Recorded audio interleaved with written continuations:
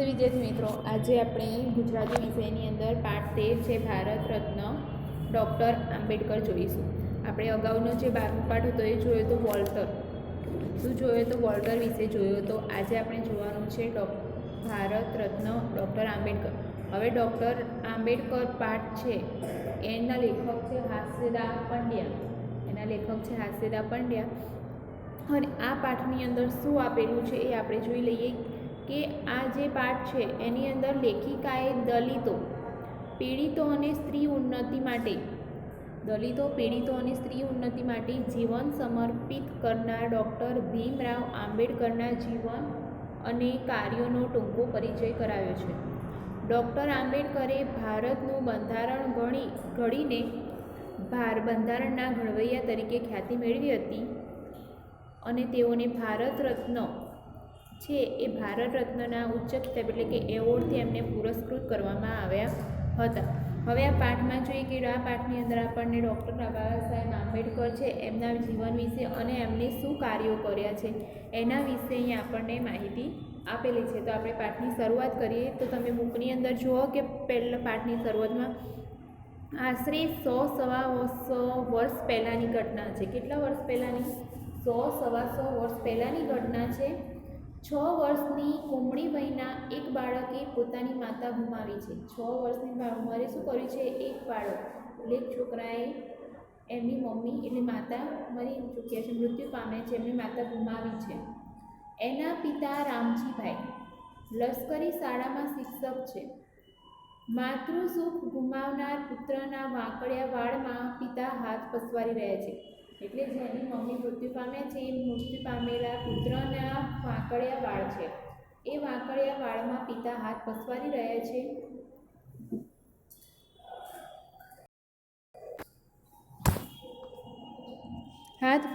રહ્યા છે.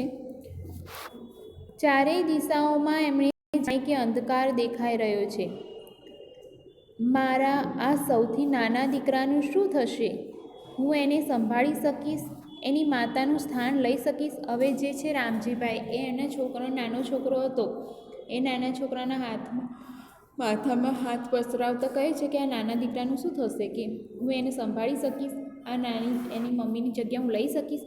થોડી વારમાં જ એમણે મક્કમ નિર્ધાર કર્યો. એમણે નિર્ણય કરી લીધો, નાનકડા ભીમરાવને હું ભણાવી ગણાવીને સારો નાગરિક બનાવીશ. ભીમરાવને શું કરશે? નાનો છે પણ એને હું ભણાવી ગણાવીને સારો નાગરિક બનાવીશ. ત્યારે જ એની માતાને સાચી અંજલિ મળશે. પિતાએ પુત્રને હૈયા સરસો ચાંપી દીધો. પિતા હતો એને હૈયા સરસો ચાંપી દીધો એટલે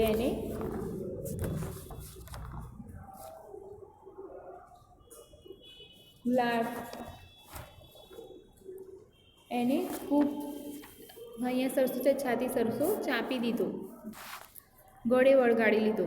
6 વર્ષનો એ બાળક તે બીજું કોઈ નહીં. 6 વર્ષનો જે બાળક હતો એ બીજું કોઈ નહીં પણ આપણા દેશના બંધારણના ઘડવૈયા ડૉક્ટર બાબા સાહેબ આંબેડકર હતા. કોણ હતું એ 6 વર્ષનો છોકરો કોણ હતો? બાબા સાહેબ આંબેડકર, જે આપણા બંધારણના ઘડવૈયા કહેવાય છે, બાબા સાહેબ આંબેડકર હતા. એમનું મૂળ નામ હતું ભીમરાવ. માત્ર 6 વર્ષની ઉંમરે એમની માતા ભીમાબાઈનું અવસાન થયું. શું થયું? 6 વર્ષ હતા ત્યારે એમની મમ્મીનું નામ શું હતું? ભીમાબાઈ. એ ભીમાબાઈનું અવસાન થયું. દલિતો અને પીડિતો માટે જીવન સમર્પિત કરનાર ડૉક્ટર ભીમરાવનો જન્મ મધ્યપ્રદેશ રાજ્યના મહુ ગામમાં 14 એપ્રિલ 1891માં થયેલો. ક્યારે થયેલો? 14 એપ્રિલ 1891માં થયેલો. ભીમરાવ ઘરંગે ગૌવર્ણા. એમનું કપાળ વિશાળ હતું. વાળ તો એવા વાંકડ્યા કે જોનારની આંખ ઠરે. એના વાળ એવા હતા કે જોનારની આંખ ઠરી જાય, આંખને ગમી જાય એવા હતા. નાક ટચુકડું પણ આંખો પાણીદાર હતી. પરિવારમાં એ સૌથી નાના એટલે મા બાપના લાડકોડ સારી પેઠે પામે. એ સૌથી નાના હતા એમને એટલે મા બાપના લાડ સૌથી વધારે એમને મળ્યા હતા. પરંતુ દુર્ભાગ્યે માતાનું સુખ વહેલું છે નહીં, પરંતુ નાના હતા અને મમ્મી વહેલા મૃત્યુ પામ્યા. એ જમાનામાં આગળ એ જમાનામાં સમાજમાં જ્ઞાતિ પ્રથાનું દૂષણ જોરમાં, એ વખતે જ્ઞાતિનું પ્રદૂષણ બહુ જોરમાં ચાલતું હતું. ઊંચ નીચના ભેદભાવ પાર વિનાના, ઊંચ નીચના એટલે કે તમે ઊંચી જ્ઞાતિના છો, નીચી જ્ઞાતિના છો, એવા ભેદભાવ એ સમયે બહુ જ હતા. ભીમરાવને પણ ઘણું સહન કરવામાં આવ્યું હતું. ભીમરાવ શું હતું, ભીમરાવને પણ આ બધું ઘણું સહન કર્યું, કેમ કે ભીમરાવ કયા હતા, દલિત વર્ગના. ભણવામાં તેજસ્વી એવા ભીમરાવને આ અપમાનથી ખૂબ લાગ્યું હતું. ભીમરાવને ભણતા ને ત્યારે આવું બહુ થતું હતું. એ સમયે આવડત નહોતી જોવાતી, એ સમયે કોનામાં શું આવડત છે એવું નહોતું જોવાતું, પણ જ્ઞાતિ જોવામાં આવતી હતી. એ વાત એને ભારે કરતી. એ વખતે શું હતું કે જ્ઞાતિ જોઈને તમને કામ મળતું, તમને તમારી આવડત જોઈને કામ નહોતું મળતું. પોતે મોટા થઈને આ અન્યાયનો વિરોધ કરશે એવો એમણે સંકલ્પ કરીને એમણે સંકલ્પ કર્યો કે આ જ્ઞાતિ જોઈને જે કામ મળે છે એનો એ વિરોધ કરશે મોટા થઈને. રત્ન કંઈ ઢાંક્યું રહે, હવે ભીમરાવ એવો સંકલ્પ કર્યો તો હવે શું કહે છે, હવે રત્ન કંઈ ઢાંક્યું રહે. ભીમરાવની પ્રતિભાથી પોરસાયેલા વડોદરાના મહારાજા સયાજીરાવ ગાયકવાડે એને ઉચ્ચ અભ્યાસ માટે શિષ્યવૃત્તિ આપી. પછી તો જાણે ભીમરાવના પગે પાંખો જ ફૂટી. હવે ભીમરાવ હતા એ તેજસ્વી તો હતા જ ભણવામાં, પણ એની પ્રતિભાથી જે છે વડોદરાના મહારાજા સયાજીરાવ ગાયકવાડ છે, એમની જે તેજસ્વીતા ભણવામાં જોઈ અને એમની તેજસ્વીતા જોઈ અને પ્રસન્ન થયેલા વડોદરાના મહારાજા સયાજીરાવ ગાયકવાડે એમને ઉચ્ચ અભ્યાસ માટે શિષ્યવૃત્તિ આપી. એટલે પૈસા મળે એટલે એમને તો પછી તો ભીમરાવના પગે જાણે પાંખો જ ફૂટી, એટલે કે ખૂબ જ ઉત્સાહમાં આવી ગયા. સ્નાતક થયા પછી ભીમરાવને વધુ અભ્યાસ જવા માટે પાછી વિદેશ જવાની તક મળી. ચોમેર અંધકારમાં જાણે ઉજાસની કિરણ પ્રગટી. હવે ચારે બાજુ અંધારું છવાયેલું, એટલે કે એમના જીવનમાં ઉજાસ થઈ ગયો એમ. વિદેશમાં પણ ભીમરાવ એવો જ વિદ્યાપ્રેમી. વિદેશમાં જઈને પણ એમણે ખૂબ જ ભણ્યા. પાર વિનાની આર્થિક તંગી હોવા છતાં પેટે પાટા બાંધીને તેઓ સંદર્ભ ગ્રંથોની ખરીદી કરતા. એમને પાર વિનાની આર્થિક એટલે કે એમને પૈસાની સગવડ નહોતી, તો એ ખૂબ જ દુઃખ વેઠી અને એ બાંધી અને સંદર્ભ ગ્રંથો ભેગા કરતા. ભીમરાવ હવે ડૉક્ટર આંબેડકર બને. શું બની ગયા, પીએચડી કરી દીધી અને આંબેડકર બની ગયા. એમણે MA કર્યું, PhD કરી અને D.Litt સુધીની પદવી એમણે પ્રાપ્ત કરી. કાયદો અને અર્થશાસ્ત્રનો અભ્યાસ એમણે ક્યાં જઈને કર્યો, લંડનમાં જઈને કર્યો. કાયદો અને અર્થશાસ્ત્રનો અભ્યાસ એમણે લંડનમાં જઈને કર્યો. હવે ડૉક્ટર આંબેડકરની પુસ્તક પ્રીતિ. ડૉક્ટર આંબેડકર હતા, એમને ચોપડ એટલે કે પુસ્તકો પ્રત્યે એટલો પ્રેમ હતો એ તમને નવાઈ લાગશે. સમયનું મૂલ્ય તેઓ સમજ્યા હતા અને એટલે જ એમણે ફુરસદનો સમય વાંચનમાં જ વ્યતીત કર્યો. શેમાં કર્યો, ફુરસદના સમયમાં એટલે નવરાશના સમયમાં એ વાંચન જ કરતા. અનુકૂળતા થાય કે તરત જ તેઓ પુસ્તકોની દુકાને પહોંચી જતા. ટાઈમ મળે એટલે તરત જ એ પુસ્તકની દુકાને પહોંચી જતા. આશરે 2000 જેટલા દુર્લભ ગ્રંથોને એમણે સંગ્રહ કર્યો હતો. આશરે એમણે નહીં હોય તો 2000 જેટલા પુસ્તકો ચોપડીઓ ભેગી કરી હતી. સંદર્ભ ગ્રંથો દુર્લભ એટલે કે જે મળી શકે નહીં જલ્દીથી, એવા પુસ્તકોને એમણે સંગ્રહ કર્યો હતો. પેટની ભૂખ વેઠીને પુસ્તક ખરીદનાર વ્યક્તિ એટલે પોતે ભૂખ્યા રહે પણ જે બચત થાય એ પૈસાથી પુસ્તક ખરીદતા એવી વ્યક્તિ મહાન કાયદાશાસ્ત્રી ન બને તો નવાય છે. મહાન કાયદાશાસ્ત્રી બન્યા. એ શું બને પછી મહાન તેઓ બન્યા અને કાયદાશાસ્ત્રી બન્યા. ડૉક્ટર બાબા સાહેબ તો એવા પુસ્તક પ્રેમી કે દુર્લભ પુસ્તક મેળવવા વહેલી સવારે માઇલો લાગી ચાલીને વાંચનાલય જાય. એમને પુસ્તક વાંચવાનું એટલું બધું ગમતું કે માઇલો સુધી ચાલતા અને પછી લાઇબ્રેરી સુધી પહોંચે. મોડે સુધી વાંચનાલયમાં બેસીને વાંચે, મોડે સુધી લાઇબ્રેરીમાં બેઠા બેઠા વાંચ્યા કરે. ત્યાં પાછા આવીને પાછું વાંચવાનું, પાછા ઘરે આવે લાઇબ્રેરીમાંથી તો એ વાંચવા જ બેસી જાય. છે ને નવાઈની વાત. હવે સંઘર્ષો વેઠીને આટલું ઊંચા દરજ્જાનું શિક્ષણ મેળવ્યા પછી ડૉક્ટર ભીમરાવને નોકરી તો મળી, પરંતુ એ વખતના આપણા સામાજિક દૂષણ અસ્પૃશ્યતાનો પણ કડવો અનુભવ થયો. એમને નોકરી તો મળી ગઈ, પણ એમને શું થયું, એ વખતે આપણે જે સમાજમાં દૂષણો ચાલતા હતા અસ્પૃશ્યતાનો, એ દૂષણનો પણ એમને સામનો કરવો પડ્યો.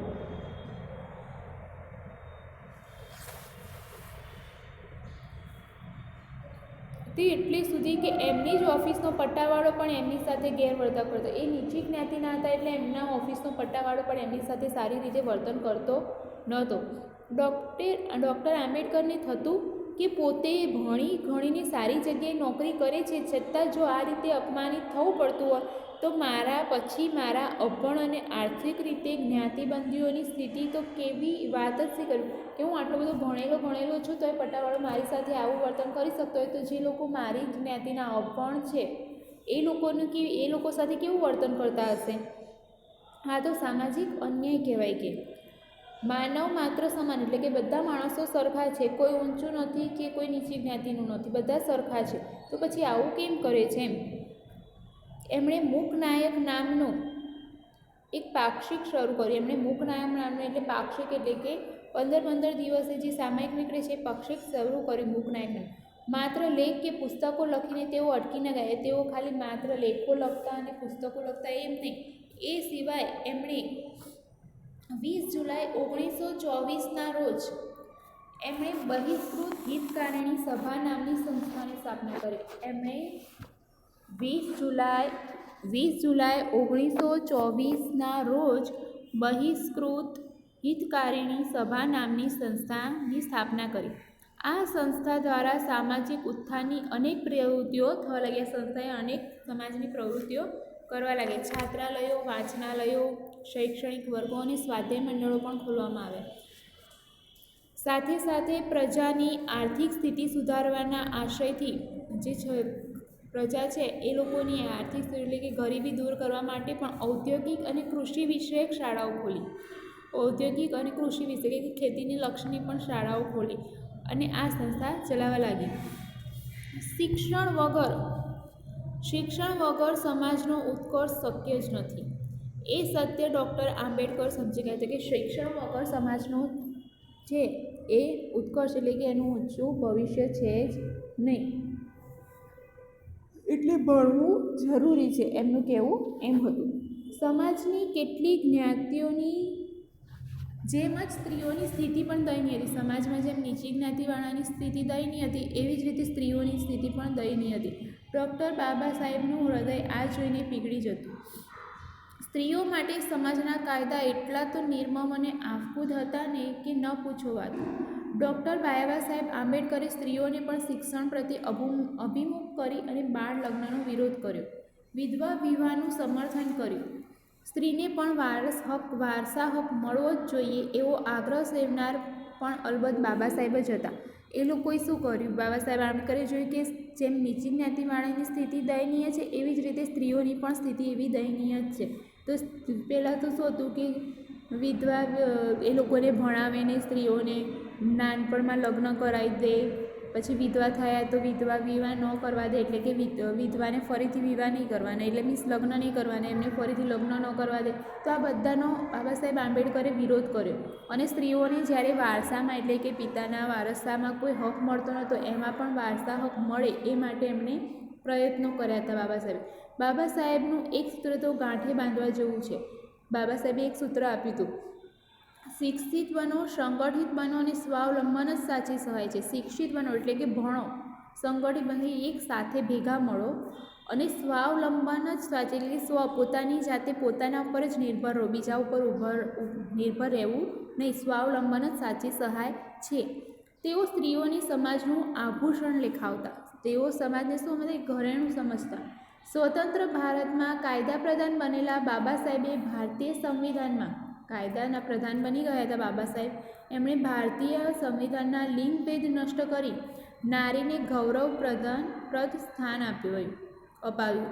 સ્ત્રીને શિક્ષણ મેળવવાનો, સત્તા સ્થાને પહોંચવાનો, સ્ત્રીને શિક્ષણ પણ મળે, એ સસ્તા સ્થાને એટલે કોઈ સારી પોસ્ટ પર નોકરી પણ કરી શકે. વિવાહ વિચ્છેદન એટલે પોતાની જાતે જો લગ્ન કર્યા પછી જો ઘર સામેવાળી વ્યક્તિ સારી ન હોય તો તે ડિવોર્સ પણ લઈ શકે છે, પિતાની મિલકતમાં ભાગ પણ મેળવી શકે છે અને ફરીથી લગ્ન પણ કરી શકે એવા અધિકારો પણ એમણે સ્ત્રીને અપાવ્યા. કાયદાઓની સાથે સાથે બાબા સાહેબે સ્ત્રી શિક્ષણને ઉત્તેજન મળે એવી શુભનિષ્ઠાથી પ્રેરાઈ વિદ્યાર્થીઓની ફીમાંથી છુટ્ટી અપાવી. એટલે એમણે શું કર્યું? સ્ત્રીઓને શિક્ષણ માટે શું કર્યું કે સ્ત્રીઓ જ્યાં વિદ્યાર્થીનીઓ ભણતી હોય છોકરીઓ તો એમને મફત શિક્ષણ આપવાની પણ એમણે શરૂઆત કરી. છાત્રાલયો બાંધવા માટે વિનામૂલ્યે જગ્યાએ, છાત્રાલય એટલે કે જે આપણે હોસ્ટેલ્સ બનાવે છે, હોસ્ટેલ બનાવવા માટે પણ એમણે ફ્રીમાં જગ્યા આપી. નિધિ એકત્ર કરીને ભોજનની વ્યવસ્થા પણ કરી આવી, એટલે કે એમને ભોજન નિધિ એટલે કે ફાળો ભેગો કરી અને ભોજનની વ્યવસ્થા પણ કરાવી. એટલું જ નહીં, સ્ત્રીઓને મતનો અધિકાર, મતદાન કરવાનો અધિકાર મળે એ માટે પણ આગ્રહ સેવનાર પણ બાબા સાહેબ, સ્ત્રીઓ પણ મતદાન કરી શકે એવું તેઓ આ માટે આગ્રહ સેવનાર બાબા સાહેબ જ હતા. હવે એમણે શું કર્યું હતું? ડૉક્ટર બાબા સાહેબ પ્રખર દેશભક્ત પણ હતા. તેઓ શું હતા? બાબા સાહેબ દેશભક્ત પણ હતા. આઝાદીના જંગમાં પણ એમની મહત્ત્વની ભૂમિકા હતી. મહાત્મા ગાંધી સાથે પણ તેઓએ કાર્ય કર્યું હતું. એમની સાથે વખતો વખત મતભેદો પડવા છતાં બાપુ પ્રત્યે ડૉક્ટર બાબા સાહેબને સંપૂર્ણ આદર હતો. શું તો એમની સાથે વખત મતભેદ થયા છે, તો એમને બાપુ પ્રત્યે એમને શું કીધું? આદર હતો. ડૉક્ટર બાબા સાહેબ કેવળ રાજકીય આઝાદી જ નહોતા જંગતા. એ શું હતું? રાજકીય એટલે કે રાજ્ય, આપણો દેશ આઝાદ થાય એટલું જ નહીં, પણ ખરી આઝાદી તો આર્થિક, સામાજિક અને શૈક્ષણિક આત્મનિર્ભરતામાં છે. તેઓ શું માનતા હતા? કે એકલી આઝાદી મળવાથી નહીં, આપણી ગરીબી દૂર થાય, સમાજ અને શૈક્ષણિક રીતે પણ આપણે આત્મનિર્ભર થઈ જઈએ એવું ઈચ્છતા હતા. વિચાર પુરુષ ડૉક્ટર બાબા સાહેબના જીવન પર સર્વાધિક પ્રભાવ, બાબા સાહેબ પર બધા કરતાં તેમનો પ્રભાવ એમના પર કોનો હતો? તો બુદ્ધ, કબીર અને જ્યોતિબા ફૂલેનો હતો. એમના પર કોનો પ્રભાવ હતો? બુદ્ધ, કબીર અને જ્યોતિબા ફૂલેનો હતો. બંધારણના ઘડવૈયા ડૉક્ટર સાહેબે મૂકનાયક ઉપરાંત મૂકનાયક, પાક્ષિક સિવાય બહિષ્કૃત ભારત, જનતા, પ્રબુદ્ધ ભારત જેવા સમાચાર પત્રો પણ એમણે ચલાવ્યા હતા. એમ પોતાના વિચારો તેમણે કેટલાક અંગ્રેજી પુસ્તકોમાં પણ પ્રગટ કર્યા છે. એમને પોતાના વિચારો છે, અંગ્રેજી પુસ્તક છે એની અંદર પણ પ્રગટ કર્યા છે, જેમાં ધ પ્રોબ્લેમ ઓફ રૂપી અને બુદ્ધ એન્ડ હિઝ ધમ એવા પણ એમણે લખ્યા છે, પુસ્તકોમાં લેખ પ્રગટ કરે છે. આવા મહાન દેશભક્ત દલિતો અને વંચિતોના ઉદ્ધારક છે.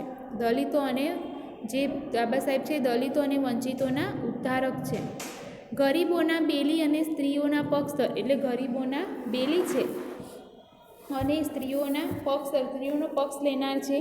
ડૉક્ટર બાબા સાહેબ આંબેડકરનું દેહાવસાન એટલે કે એમનું અવસાન 6 ડિસેમ્બર 1956માં થયું. એમનું અવસાન ક્યારે થયું? 6 ડિસેમ્બર 1956માં થયું.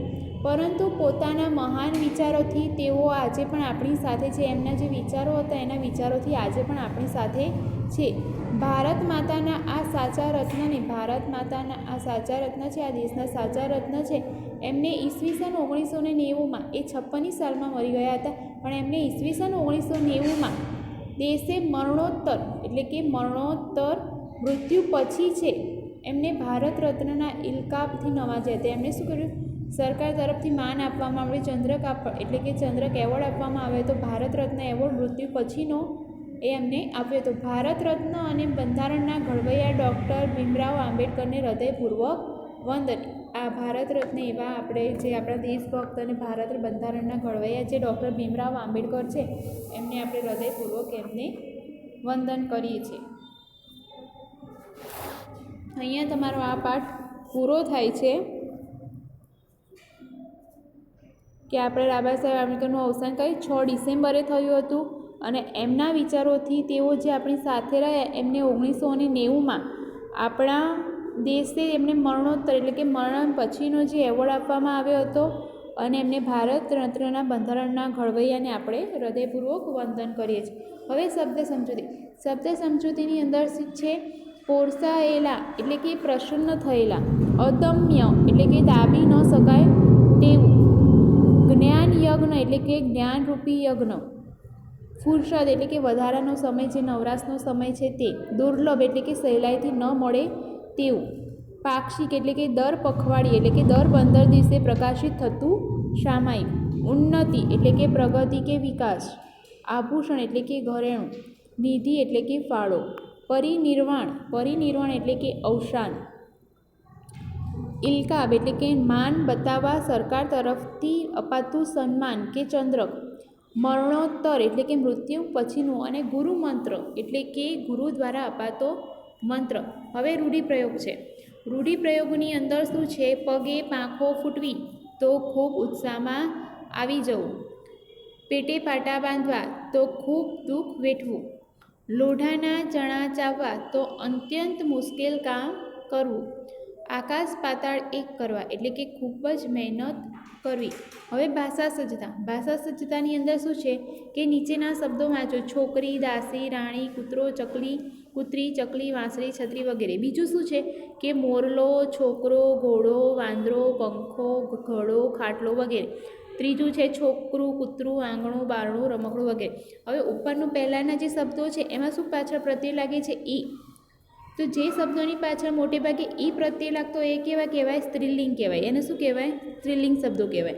અને જેની પાછળ બીજાની અંદર ઓ પ્રત્યય લાગેલો છે, મોટાભાગના બધા શબ્દોની જે પાછળ મોટે ભાગે ઓ પ્રત્યય લાગે એને શું કહેવાય? પુલ્લિંગ કહેવાય. અને કૂતરું, વર્ણું, જે પ્રત્યય લાગે છે, જે શબ્દોની પાછળ પ્રત્યય લાગે એને કયા કહેવાય? નપુંસકલિંગ. હવે નપુંસકલિંગ કહેવાય. એમાં આપણે પાછળ જો યાદ રાખો, શોર્ટમાં યાદ રહે એવા તમને લિંગ ઓળખાવો કહે તો તમને લખો કે શબ્દમાં લિંગ ઓળખાવાની કે ઓળખવા માટે કેવો, કેવી અને કેવું જેવા પ્રશ્ન પૂછવાથી તમને લિંગ સરળતાથી ખબર જાય. જેમ કે ચકલી, ચકલી કેવી, કેવી આવે તો શું કહેવાય? એને સ્ત્રીલિંગ. ઘોડો કેવો, તો કેવો આવે તો પુલ્લિંગ. અને કૂતરું કેવું, કૂતરો કેવો ના કહેવાય, કૂતરો કેવી ના કહેવાય. કૂતરું, તો કૂતરું કેવું તો એ શું કહેવાય? નપુંસકલિંગ. એટલે તમને ખબર પડી જાય કેવો, કેવી અને કેવું એ 3 શબ્દો યાદ રાખવાના. જે શબ્દ આપ્યો એને એ પ્રમાણે પ્રશ્ન પૂછવાના. આપણે ચકલી કેવી, ઘોડો કેવો. જો કેવી વડે પૂછો તો સ્ત્રીલિંગ બેસે, ઘોડા વડે કેવો વડે પૂછો તો પુલ્લિંગ અને કેવું વડે પૂછો તો નપુંસકલિંગ. હવે અહીંયા આપણને વર્ગીકરણ કરવાનું છે. પિતા, સૂર્યકિરણ, શિક્ષક, પુસ્તક, કુંબળી, દીકરો, ઉજાસ, કિશોર, ભીમરાવ, જ્ઞાતિ, આઝાદી, બાળક, પુત્ર. એમાં સ્ત્રીલિંગની અંદર શું આવશે? તો કુંબળી, જ્ઞાતિ, આઝાદી. પુલ્લિંગમાં પિતા કેવા, પિતા કેવી ના કહેવાય, પિતા કેવા, શિક્ષક કેવા, દીકરો, ઉજાસ, કિશોર, પુત્ર, ભીમરાવ. પછી નપુંસકલિંગમાં પુસ્તક કેવું, બાળક કેવું, સૂર્યકિરણ કેવા. એવી રીતે પ્રશ્ન પૂછો એટલે નપુંસકલિંગમાં આવે. તો અહીંયા તમારી ભાષા સજ્જતામાં સ્ત્રીલિંગ એટલે કે લિંગ ઓળખાવો આવે ત્યારે તમને કેવો, કેવી અને કેવું યાદ રાખવાનું છે. હવે તમારો આ પાઠ અહીંયા પૂરો થાય છે. આ પાઠનું સ્વાધ્યાય છે એ આવતા લેક્ચરની અંદર આપણે જોઈશું. ધન્યવાદ.